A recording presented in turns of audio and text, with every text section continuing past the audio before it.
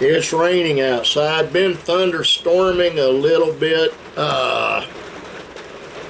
I'm safely ensconced in my office, getting ready to go into the house. We still haven't heard from Linda's doctor yet today.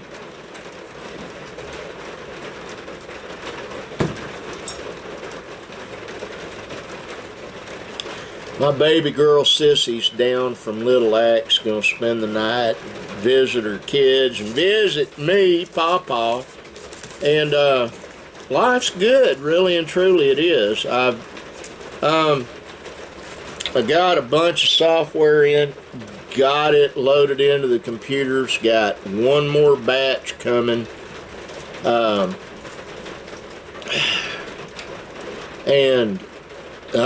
As soon as I get done doing this, I'm out of here. I've got a ton of stuff to do, but I need a break because tomorrow is Friday. I hate Fridays.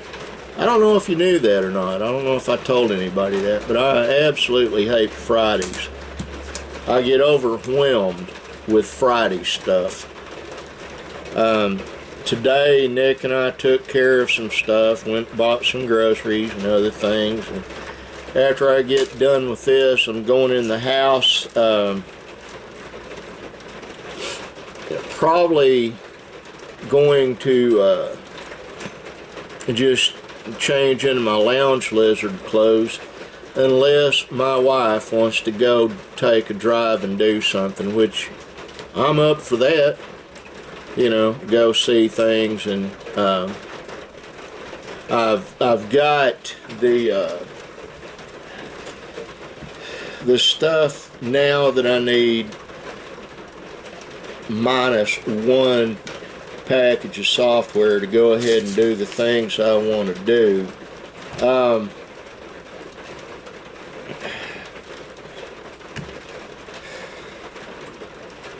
What else is going on? Well, had to go with Nick today to the hospital, and let me kill all this.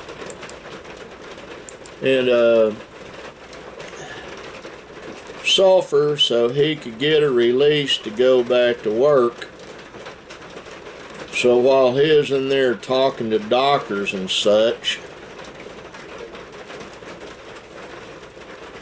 I was masked up, incognito, sitting back, taking it all in. Actually, I was playing Word Trip on this here phone. But one thing was very interesting. I didn't have my hearing aid in. One of them, it's right there. But I did. Now, what did I do? I did see a very young girl. She's probably 8 years old, 9 years old.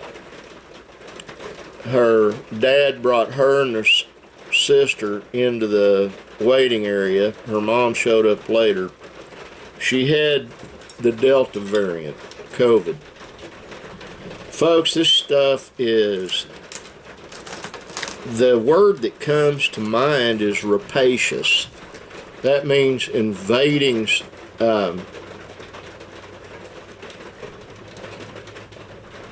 You have some defenses against it, but it's like it's trying to rape you.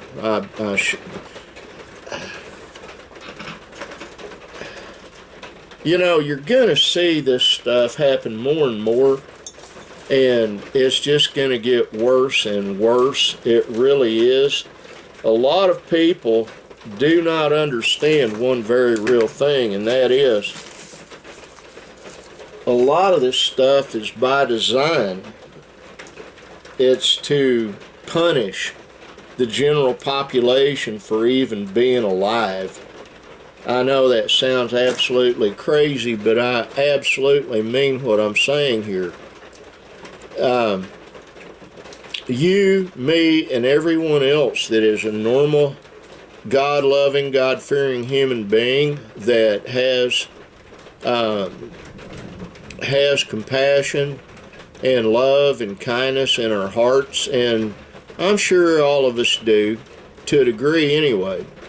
We're cannon fodder. The power brokers that actually run everything consider us inconsequential.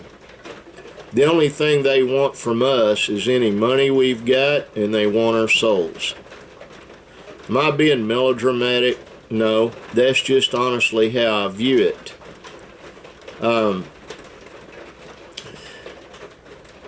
I guess dealing with John Q. Public like I did for so long has kind of skewed my attitude toward things.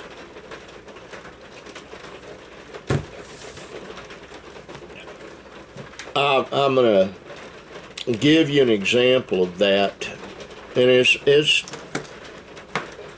okay. I ate a late breakfast. Nick and I went to Boomerang Restaurant, and while we were there, when I walked in, I noticed two highway patrolmen sitting in the back in the corner, out of the way. And while we were sitting there, and I ate another one of those huge burritos. It ought to be illegal to sell something like that for one person to eat.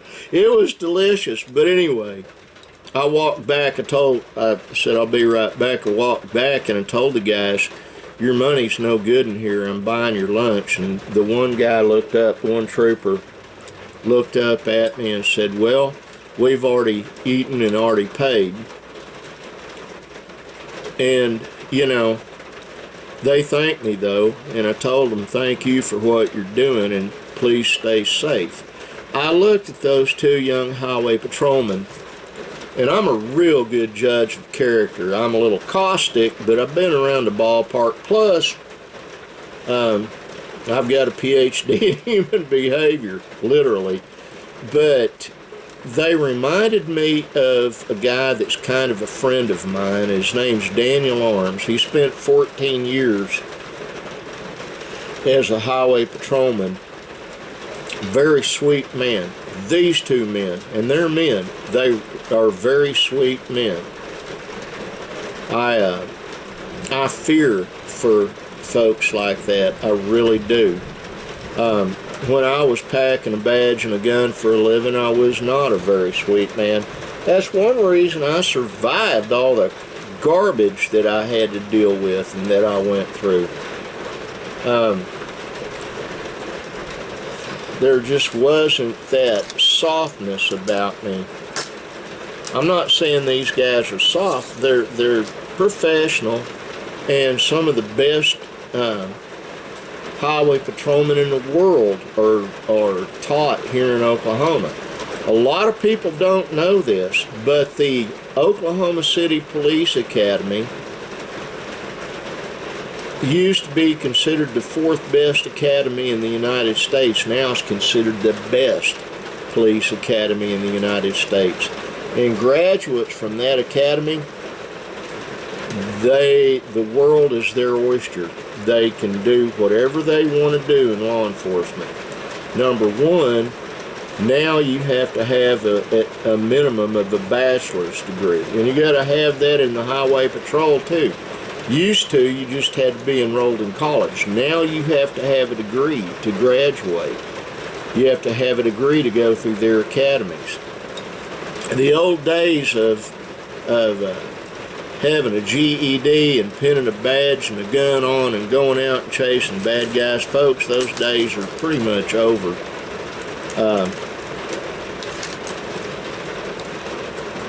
Thank goodness, because during that time in our history here in Oklahoma, there were a lot of folks that never should have been out, you know, in that position.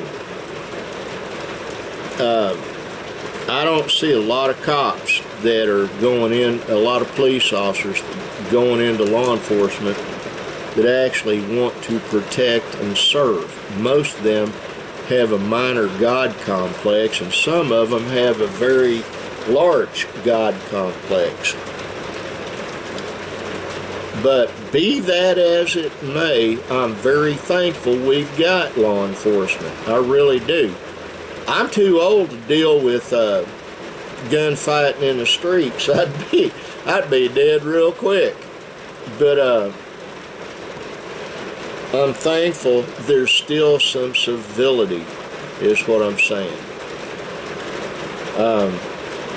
I see civility every day, every single day. I see people being kind to one another. I used to try to go out of my way to observe it. Now I'm seeing it. Like Linda and I went to a Chinese buffet over in Ada, and I was trying to get back to the table with my food, plate in my left hand, walking cane in my right hand, and the little Chinese gal that was taking care of stuff pulled my chair up to make sure I didn't fall and helped me get in it. I thought that was really kind. I have a young lady named Katie McNeil that works at Boomerang there in Davis. Her mom is a great friend of ours. Her mom, Miss Deb, used to be Ashton's para when he was in public school, and he loves Miss Deb. I'd like to take him to see her so he could just get hugs from her. He loves Miss Liz, another lady, that Hispanic lady that was his para. They were attendant upon him because he's autistic. But I see this kindness, and I'm noticing something, and a lot of you folks might not agree with this, but I'm seeing it more and more. I'm seeing more kindness, and I'm seeing more wickedness. It's like they're doing this all the time. And it was prophesied scripturally that that would happen. There's a lot of evil conduct taking place out there, but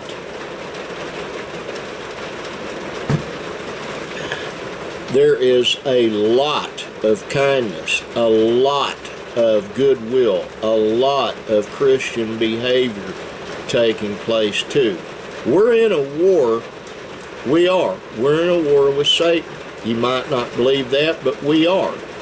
So in that war, you need to go ahead and really concentrate on that right there, being kind.